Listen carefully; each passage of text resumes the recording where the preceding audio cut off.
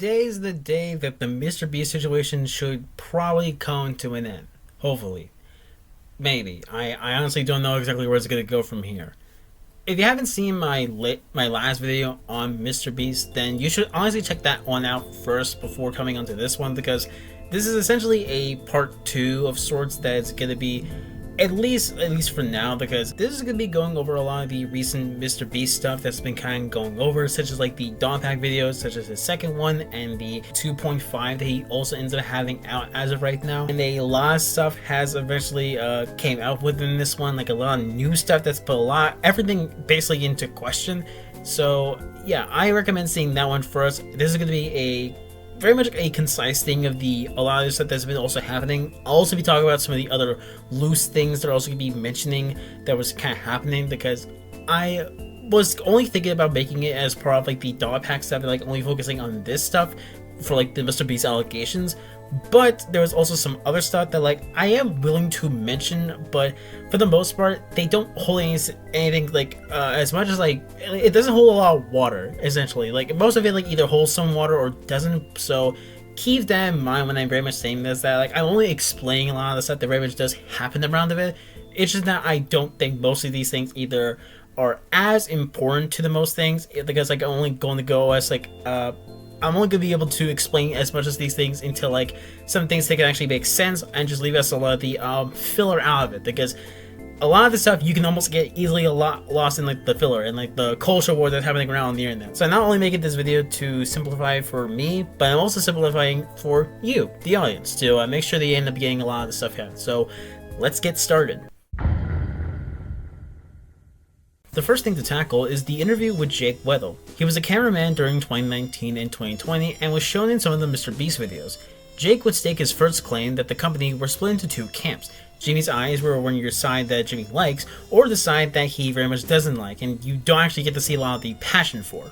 The reason that this even happened was because that most of the workers would end up trying to be a little bit more independent, or that they would end up trying to, make a name for themselves. And Jimmy was not a big fan of it, and because of that, he very much didn't like the fact that like it could end up saying that these employers could just say anything negative about MrBeast, and it's going to backfire him entirely. He didn't want anyone to get more popular or have more of a way out necessarily. Like, oh, I'm doing my Twitch thing on the side. Don't do that, because you could get famous and leave and talk about me negatively. And I could tell that the yes men were, doing well, and I was, disgruntled for quite some time.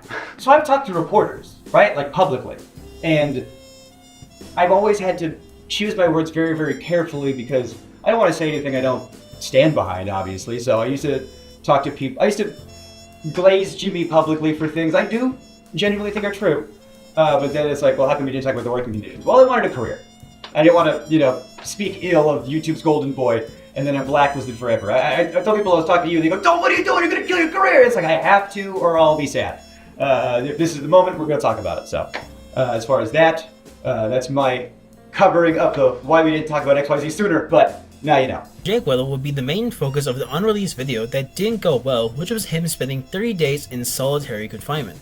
At first, the pitch was that he was given to spend in a room for 30 days, but every day he's staying in the room, he gains more money.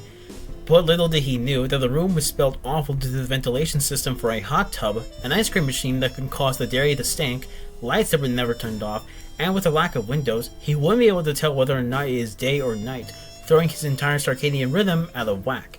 He would only be able to last 10 days, and he would claim that the footage that the editors ended up getting was actually shown, and it was described as hunting. I was already planning on moving to New York, and I had worked at a couple of YouTube companies after Beast, and I had a little bit of change in my pocket, the most change I had in my pocket ever, small potatoes, compared to Beast bullshit, but I thought I had enough to move to New York or whatever. And I get a call from somebody over there, and they go, "Hey, they want you for a video." I was like, "Oh, amazing, great, cool, thank God." What's the video? And they tell me the pitch. And they try to make the pitch sound like it's going to be like a walk in the park. The pitch is 100 days in solitary confinement. But don't worry, like you only have to last like 30. We have like a video. They're pitching it like at first it's going to be like a luxury vacation. You're going to have like a hot tub and an ice cream machine. And like part of the video is going to be you deciding like, what items am I going to get rid of, today? And it's like the choice. they were like, it's only going to be bad for the last like 5 days tops when you have like nothing left. You're the first, it's going to be like a breeze for most of it. And by the end of it, after 30 days, you're going to get $300,000 because it's $10,000 a day. And I don't know, man. I grew up poor in North Carolina. I said, excuse me? I'll dance for you if you put that kind of money in my face, sure. They were like, you're going to be locked in this room, and we got to make sure you're on all the time. We're going to have cameras on you all the time, and you're perfect for this because you never shut the fuck up. On paper, I was like, okay, I can do this, and I was. They always cut me out of the videos. They always, and I was, editors have told me that it's because you have too much of a personality. And so with this video, I thought, this is perfect. It's a video they can't cut me out of. I'm the guy. And so I thought, well, if I have to do this, if I have to do solitary confinement in order to do the things I want to do, then I will do that. I just wanted to turn the lights off. And I'm vocalizing to people, I wish the lights would turn off. And I go up to my friend, my good friend. And I go, they're not turning the lights off. He goes, what? That's a war crime. We're not allowed to do that to terrorists. Oh, good. 24 hours breaking the Geneva Convention, I guess, is what we're doing. So, they're giving me, melatonin, it's not helping, and then It should be important that when the challenge was being made, he was given the option to leave at any point during it, and while it may seem that this challenge was of his own self-infliction, like he did this to himself for the most part, have been a lot of cases where a lot of people are going to stay into the room to gain more money, because keep in mind, that was kind of the incentive in there where like you spend more time into the room, you gain a lot more money in the process. And this hasn't exactly been something new, because like he even says in the interview that he was a lot more desperate and that he needed like a lot of the money, for his career and being in comedy. In fact, this type of situation is not exactly new, as one example would be of the Hulu documentary that goes over a similar situation that would detail the story of Naomi, who would be the main contestant to staying in the room for a year, as he would slowly see how staying in this room causing disturbing changes to him, with him also being given the option to leave the room, but he stayed because he wanted the money. After the Dog Pack interview, Jake Weddle ended up making a follow on his channel and make his last videos in regards to MrBeast, though the only relevant information that he very much does actually give is confirmation that yes, that his mom was able to confirm of his mental state after the whole thing that was happening to him in solitary confinement. And his third video, at least at the time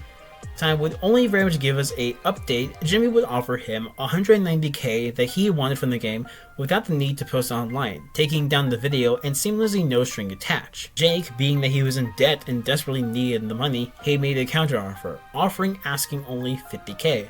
It should be noted that at the time he made the video, he has not gotten the money as of yet. There has been a little bit of an update, at least on his Instagram, that he very much says that he is disappearing for a bit. It has been incredibly difficult for a few days as more stuff comes out. The more I'm subjected to people picking apart my testimony, discrediting me, lying about me, using my trauma for clout, comments, emails, DMs, a leaked phone number, my family has been harassed, and for what? Because I told you guys what happened to me? Because I told you guys Jimmy hires and protects pedophiles? My mental health is at an all-time low, and it's because of you idiot, hateful, and I can't stress enough, dumber than dirt trolls. What happened to me is real. You don't get PTSD over nothing. You weren't there. I was, which makes me more informed, period. I'm the only one who has any authority over this story, and you're either a child or you're a sweaty edgelord dipshit. Go fuck yourself. Go up to a rape victim and tell them it's their fault next. Oh wait, that's exactly what Jimmy fans do to the numerous allegations coming out from employees, contestants, you name it. Regular uploads, ugly duck workshops, podcast streaming, all picking up back next week.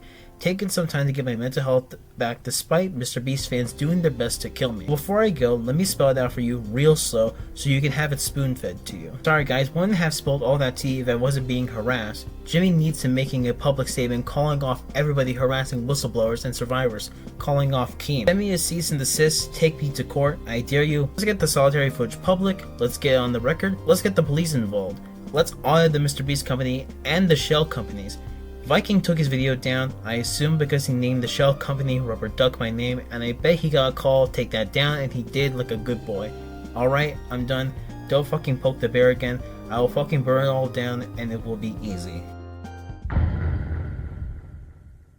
During the interview, Jake will reveal about how Jimmy hired and got a person to star in the video that was on the sex offender registry for sexual assault on a minor between the ages of 1 and 11 years old, with that same minor at the age of 16 accusing him in court, which at the time the person was 21. He would end up having a nickname, Delaware, and wear a mask during the video. Jake Weddle claims that the reason for the nickname was because it was meant to be a reference to the state of where he committed the crime. However, this is where Jake Viking, who is actually his brother-in-law, says something different. While he does say that his brother is on the sex offender registry, during his accusation in 2010, he took a plea deal which got him out of jail, but he still had to be registered as a sex offender, and was pleaded guilty for the crime. He also says that the nickname is meant to be a reference to the state where he was born in, and he was hired before Jake the Viking even ever sat down with Jimmy and his mother, to explain everything about them before they hired him in 2017 and 2018. Delaware was Jake's manager at one point when working for the company, thereby confirming that he did know that Delaware was let go before Jake the Viking King was.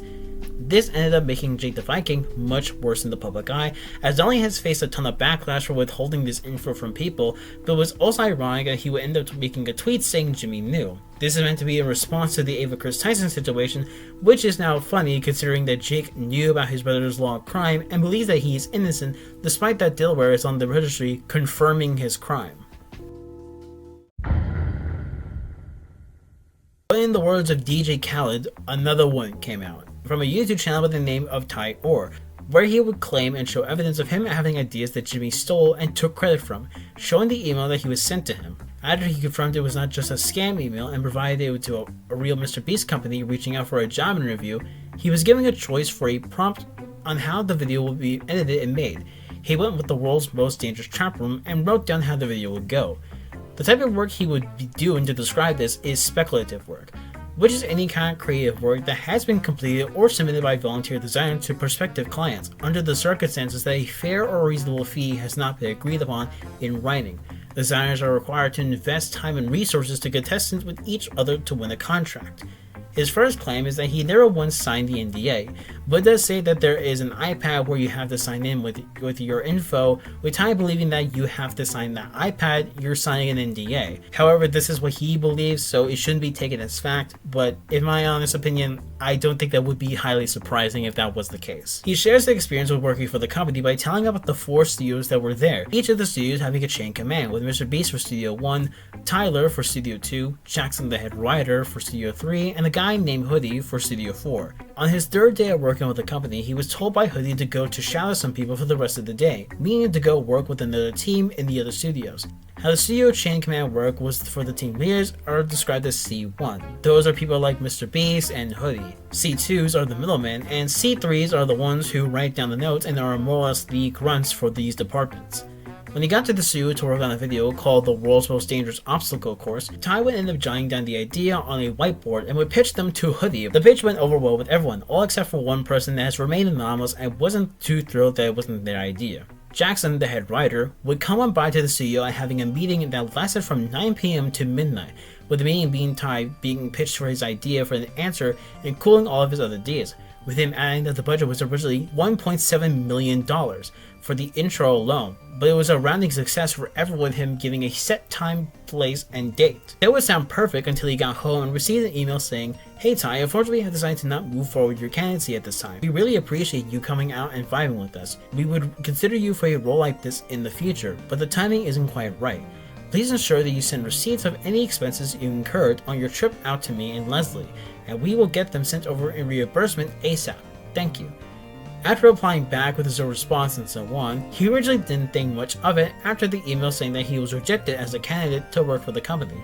But when he opened his Twitter to MrBeast, he saw that they went with his idea and made it into a video, showing a side-by-side comparison of the two, with him adding that he wasn't paid a single cent for it, that during his 2nd day he saw a new group of people to work at the studios, and saying that despite the company saying that they couldn't give any roles at the time, there were many people going in and out.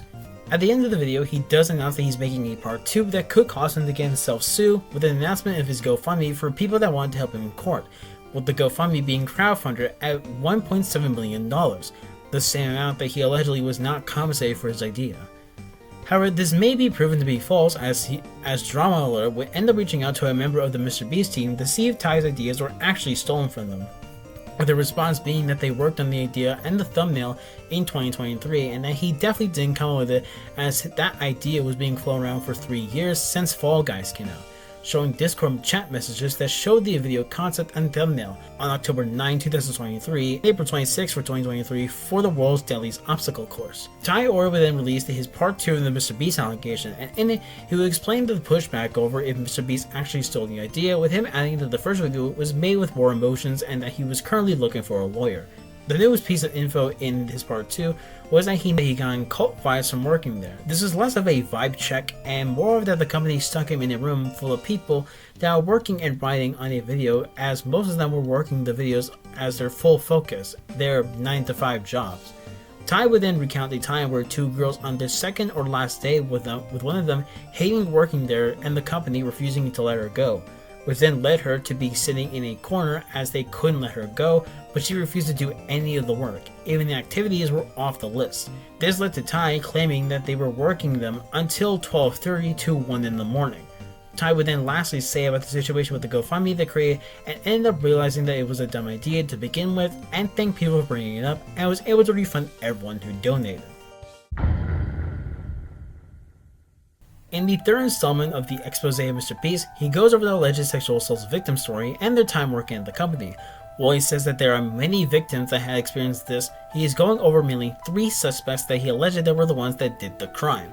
The first to be name dropped as suspect number 1 is James Warren. He is the cousin of Jimmy and the secret CEO of the company. Dawson and many others, when describing him, as they say that he is very aggressive, referred to as a psychopath who screams at people and hits his girlfriend, says that there are alleged domestic violence charges to be put onto James Warren as an alleged drug addict who offered coke to hookers or to editors of the company and forced the employees to stay late. It is then revealed that James Warren became involved in the incident between him and a female colleague, which resulted in that same colleague to leave the company and receiving 3 years of severance pay. It would then move on to James Warren's past of being the former CEO of acquisitions in a real estate investment firm, Greenstone Ventures LLC. That business would be referenced in an indictment with his former business partner Joshua Hutchins, who was sent for 10 years in prison for running a real estate Ponzi scheme, even showing court documents on the incident that he was name dropped in these transcripts. He's actually mentioned in the court transcripts of this case. This is the sentence hearing for Joshua Hutchins. I'm going to highlight testimony from just one of these victims, a retirement age woman named Sylvia.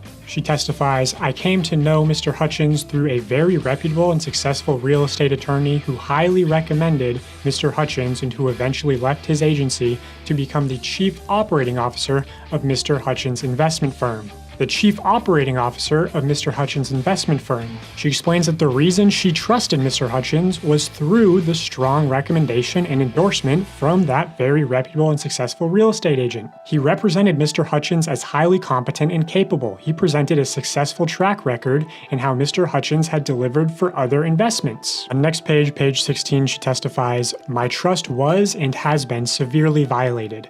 This is the equivalent of financial.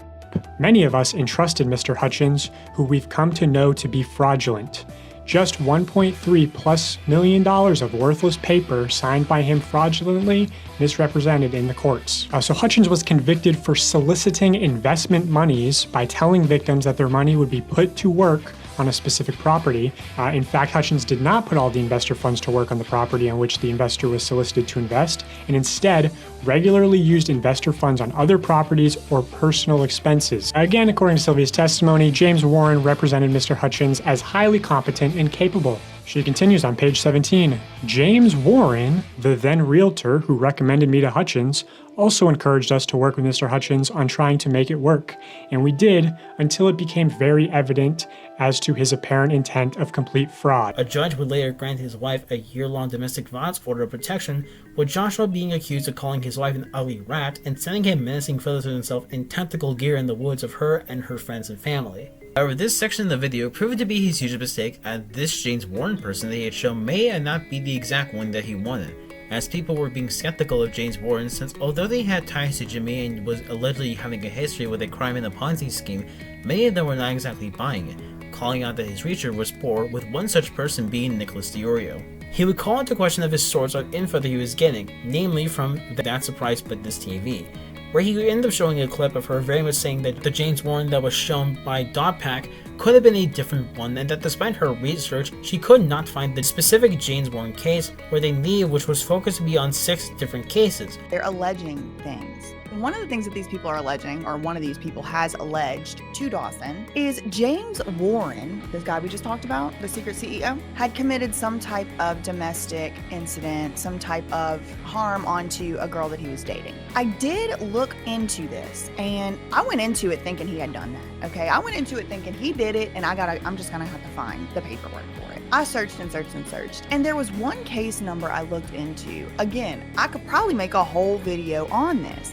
but suffice it to say that I do not think that the case number that is associated with this picture right here, and I told Dawson this, and that's why he said this in the video, I do not think that this particular case is the same James Warren. For many reasons, like I said, I did a few hours of research just into this case alone. I was in the property records, I was on Facebook looking people up, I was doing all kind of looking at the marriage records in the newspaper. I just don't think this is the same James Warren. It doesn't even appear that this James Warren is even related to this James Warren that we're talking about. And it's a common name. James, a very common name. We got 11 Jameses and Jakes just at the MrBeast company. So I don't think that that is him. So I am not prepared to make the allegation that he committed some type of domestic incident that has been put on the record, because I've not been able to find that. As Dawson said, I do have a couple of requests out for different stuff, and we will see. To me, that's not the most important thing. There's other stuff to look into, and that has to do with this big court case where someone went to prison for fraud for 10 years. So let's just hold our horses till we get to that. Pack would end up responding by saying, "When did I say she was my source? Why would my source be someone who never worked at Beast? The specific case she's referring to I got from another journalist, and I did not include in my video.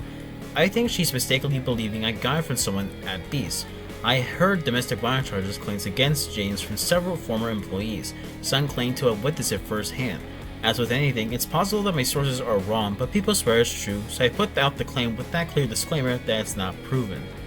Nicholas would respond back by saying, "Well, if you watched your own video, you said that you started to look into these allegations, the case against James Warren, and then immediately say specifically that surprise witness, implying that she's done the bulk of your research on this specific issue with the freedom of information, requests and such. Her own video tells much the same story.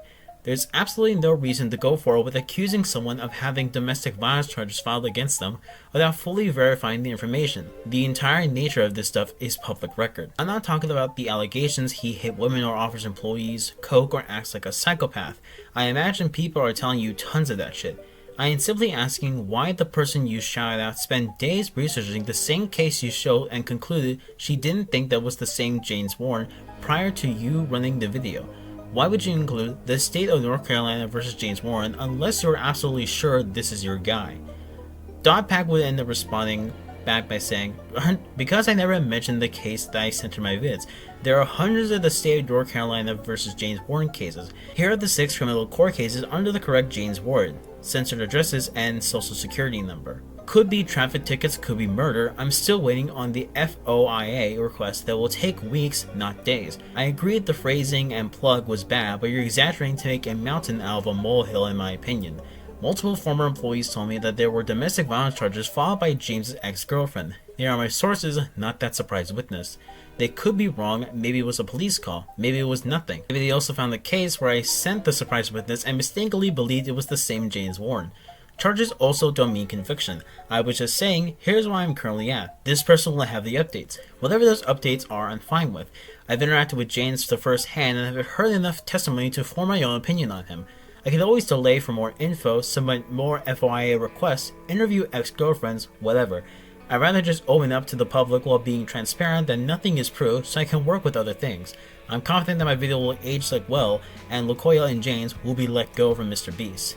He shows the 6 court cases with all of them very much named James Warren. Those charges that he will be showing to Nick, when looking into each of the 6, all of them having no records of the crime or that involved with domestic violence.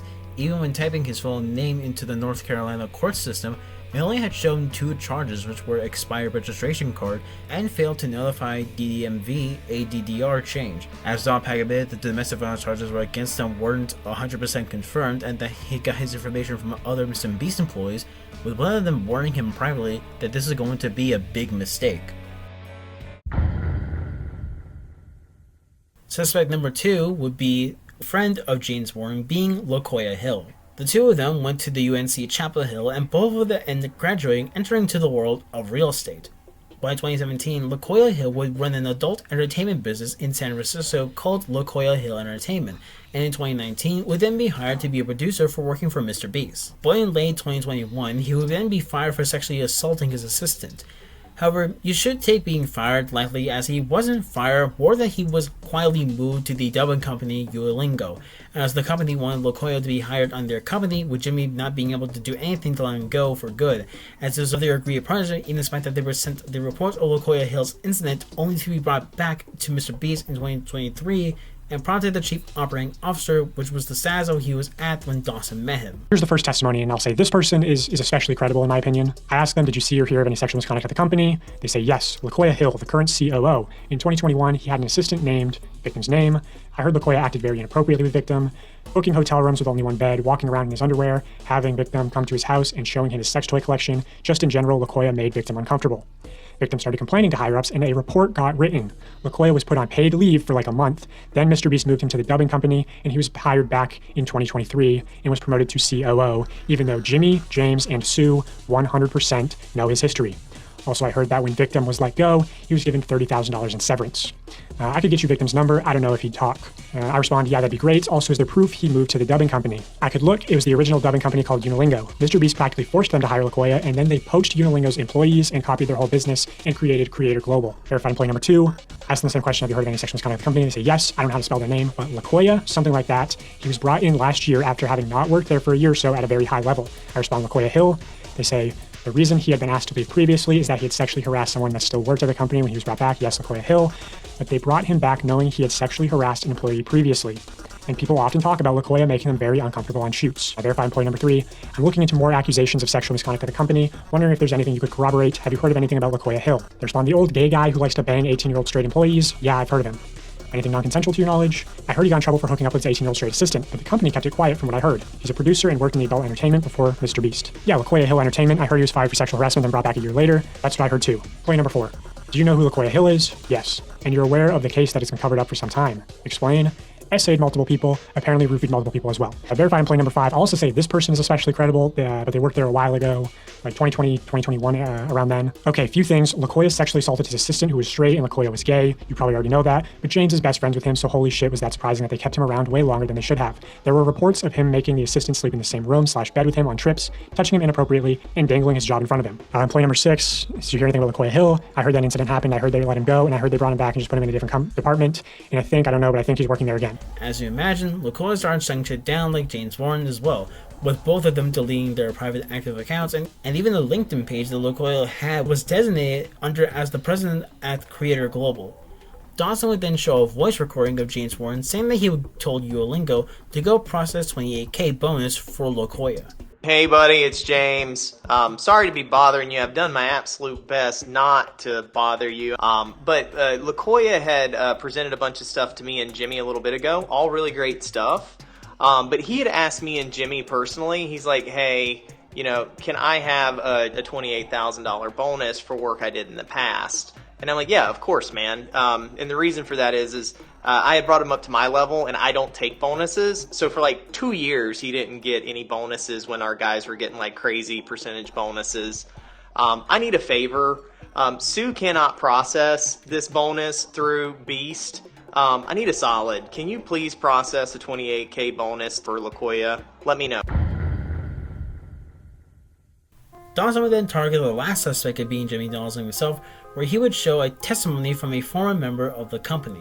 She says, on my very first day, I was told to avoid being alone in a room with certain people in positions of power. At least once a week, I was subjugated to inappropriate questions and conversations. Once, a male coworker asked me what I would do if Jimmy assaulted or harassed me. On another occasion, this same coworker said it wasn't fair that women could just decide a past sexual encounter wasn't consensual. Many of the men I worked with would make assault and jokes on a daily basis. They would scream and hit walls when they got upset. The minute any woman leaves a room, they would talk about if/how they would f her. I've heard men comment on female contestants' bodies many times. Not everyone behaves this way, but no one openly speaks out against it in fear of losing their job.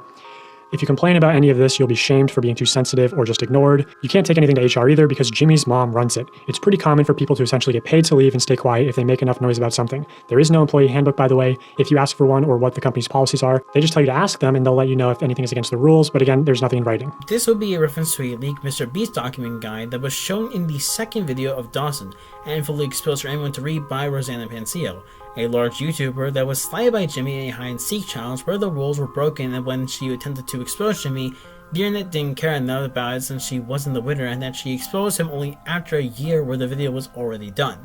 On a side note, regarding the document itself, Dawson states that the leaked document is a production manual and is not given out to all the employees of the company, but the document itself contains some rather interesting wording that frankly doesn't exactly translate well when written by Jimmy himself, but that will be mentioned later.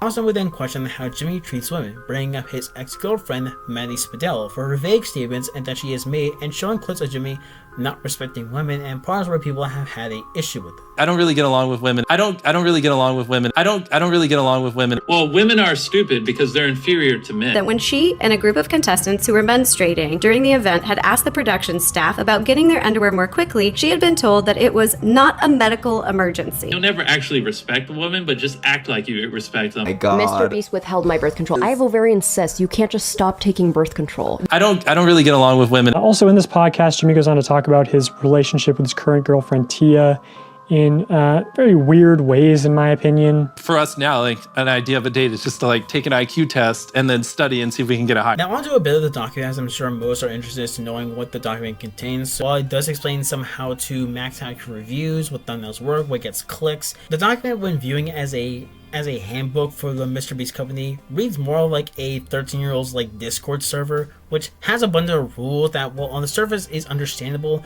as to what they have to do as the company, acts more as an insane amount of pressure for all the employees. The last one to be named would be an email that was confirmed not to be leaked, as the email would be discussing about getting a new president and CEO, chief human resources officer, chief financial officer, and general counsel, which will all be replaced, and Jeff Housenbold is being let go as well. Ironic that he would be named in an email trying to foster a better internet culture, because Jeff here has been in the news previously for the internal culture that he's helped create as managing partner in SoftBank Vision Fund, showing a report from Bloomberg that details Jeff's behavior that can only be described as questionable. Dude, I want to jerk off! Fuck! I want to jerk off! Look at me! Daily Mail, and at least the lawsuit, goes on to claim that Dawson pleaded for a second chance when he lost his job midway through a 90-day trial period, only to spin damaging narratives about the company when he wasn't given one. This also reveals his time of termination, which was on April 19th, 2024, which lines up with his Reddit MMA post that may have been misleading. In your videos and posts, you have levied false and defamatory allegations against MrBeast and Jimmy Donaldson. You have no understanding of the inner workings of MrBeast, given that you only spent 3 weeks at the company on a trial basis before you were fired for conduct, even if it categorized as inappropriate. You did not make it to the end of your 90-day trial period without repeatedly ignoring your supervisor, and then attempting to secretly spend company resources on something you described as a toy. During your brief period at the MrBeast, you sought to attribute your inappropriate conduct to programming, from being raised with access to an iPad and bad mental health. But there is no excuse for acknowledging terms of your agreement while simultaneously going your way to violate them. On your last day at MrBeast in April, the day you were fired, you pleaded for your job back, insisting MrBeast was a place that you wanted to work. You asked for a second chance for your trial period, and you were asked to later reapply to the company. You even saw advice on how to be successful if you were to apply to work for MrBeast again in the future. Unlike the narratives you spun to cast yourself as the victim when being terminated for conduct, at the minimum demonstrates a lack of judgment. Your communicated desire to be part of MrBeast remained unchanged over the course of that nearly hour-long meeting. That is because the information you were exposing during your trial period at MrBeast confirmed that this is a great company and a great place to work. Your more recent social media posts occurred at a time when you would have had no new information or insight from inside MrBeast. Instead of speaking about the positive experience you had at MrBeast that apparently caused you to desperately want to return to the company, your post contained misinformation and false statements designed to harm MrBeast and Jimmy Donaldson. It should be apparent from this letter that MrBeast takes your unlawful conduct seriously and is committed to getting to the bottom of each and every violation of your agreement. During your brief trial period with MrBeast and the subsequent of your departure, among other potential claims, MrBeast believes that your conduct gives rise to claims against you for breach of contract and defamation. Please be advised that MrBeast is prepared to seek damages, injunctions, attorney's fees, and costs in accordance with his constitutional rights, as well as such other reliefs that may be entitled to under the aforementioned cause of action. In a Twitter thread by Cope and Seeth, they would end up uncovering a Reddit alt account, That5Head Guy. He would end up using this specific alt to get the attention of the MrBeast team, where he would throw ideas at the MrBeast subreddit until one day, one of them get accepted, which then turned Guy into the position to work for the company. And it actually ended up working. This reveal of the alt account where he did this wasn't his first time. He did something similar to get the attention of the XQC and his subreddit, but he left after the community found him to be annoying, which was ignored and was told to fuck off. Now remember when Chucky accused Dawson taking drugs in a little debate, at least at the first video that I made? Well, this seems to now hold some weight, as his alt shared a story about his usage of drugs in r/stories. When I read this, it reminded me exactly of my first shallow DTM experience. Shallow meaning I didn't go into hyperspace and interacted with the aliens being unfathomable intelligence that spoke with light, but rather more of the in-between space. My experience was almost exactly the same for 1 to 2 minutes I was out, fully left my body and felt extremely at peace.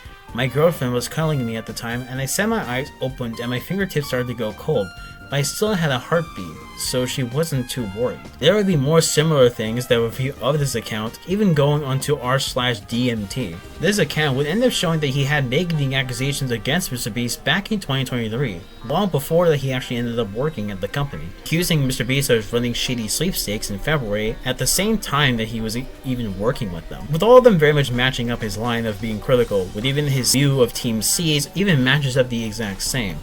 He made a ton of comments highly critical of the Beast in the months before he tried getting a job there, including claiming that MrBeast challenge induced Stockholm Syndrome in its contestants. I also want to add this as a side thing because apparently he once suggested to use orangutans to be used in the MrBeast video in the Reddit discussion.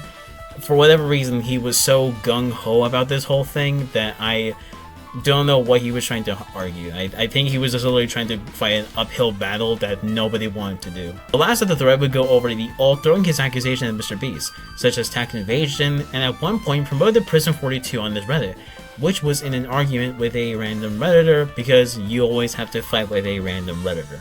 This arguably could make a lot of the accusation that Dogpack has made to be put into question, and that while he could be right in some of his accusation with certain people that Jimmy allowed to be in the company, the practices and the issues that Jimmy as a person more or less seems that his claims and research and evidence may be more flimsy and that he should have had a background check much more further before he started getting his retraction. That's where we're currently at with a lot of the MrBeast stuff. Like I said at the beginning, I very much wanted to make this video in at least a combination for the third response and Jimmy's response, but seeing how that's going to be taking a lot more of a longer while to do, I decided to just make this video with some of the new information that I was more or less seeing to at least found, and to kind of like put this a little bit more into all questions. And I still will be on the lookout for the third official one and Jimmy's response, so keep on the lookout for that. So yeah, that's all that there is to it as far as I know. I'll keep you all up to date, and that's really what there is. Bye bye.